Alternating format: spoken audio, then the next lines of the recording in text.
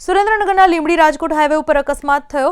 આયા ગામના પાટિયા પાસે કાર અને બાઇક વચ્ચે અકસ્માતમાં બાઇક ચાલકનું સ્થળ પર જ મોત। અકસ્માત બાદ ફોર્ચ્યુનર કારમાં આગ પણ લાગી। કારમાં સવાર તમામ લોકોનો આબાદ બચાવ થયો છે, પણ બાઇક સવાર વ્યક્તિનું ઘટના સ્થળ પર જ મોત થઈ ચૂક્યું છે।